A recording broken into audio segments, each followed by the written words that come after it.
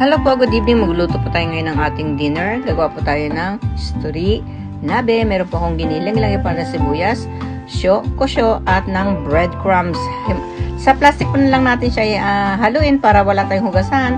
At ito po yung aking mga ingredients. Ito po yung maliit na nabe. Lagyan po natin siya ng moyashi at yung kasama niyang mga gulay. Yung ginawa kong nikodango, yung niku at yung tofu, ninjin muirite at ayan. At lagyan po natin siya ng isang hipon or ebi. Lalagyan po natin yung kanyang tare.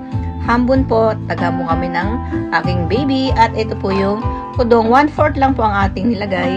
At gawa po tayo ng salad. Meron po tayong tamanegi, babad natin sa tubig, curry at ng corn. 70 grams po ang corn. At ayan, tanggalin po natin yung tubig. Saka po natin siya ilagay. Pigaan po natin at maglagay po tayo ng mayonnaise. Ayan, lagyan rin po natin siya ng paminta, haluin po natin at lagyan po natin sa ating lalagyanan. At ito na po yung ating binigay po sa akin ng aking kaibigan. Maraming po salamat sa nagbigay. Thank you very much. At ito na po yung ating nabe. Lagyan po natin siya ng mitsuba pang pasabra. Bahala na po kayo kung ano pong ilagay nyong gulay. Nasa sa inyo na po yun kung ano pong gusto ninyo.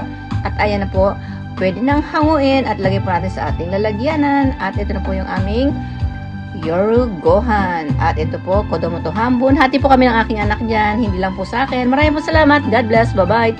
Thank you very much.